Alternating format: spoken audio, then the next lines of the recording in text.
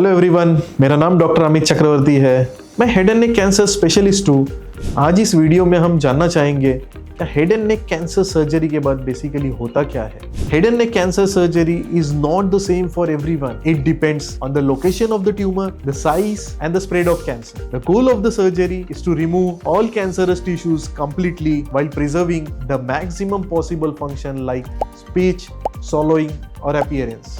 Here is a general idea of what may happen during head and neck cancer surgery. Tumor removal, that is taking out the cancerous part in a much more precise way.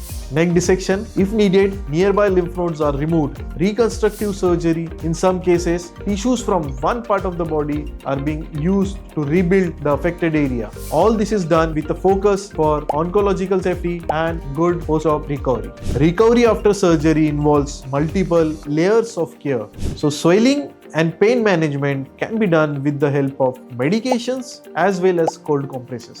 Speech and swallowing exercises can be guided by speech and swallowing therapist. Nutritional support, often via feeding tube initially. Clean the wound area and follow-up scans. Emotional counseling needs to be done to cope with body image, speech or social anxiety. Recovery is not just physical. Emotional healing matters just as much. So head and neck cancer surgery is a powerful step towards healing. And with the right support system from physiotherapists to psychologists, many patients can return to normal, meaningful lives. Because recovery is not just about survival, it's about restoring the quality of life. If you want to have more knowledge pertaining to the cancer treatment, you can like, share, or subscribe my channel. Thank you.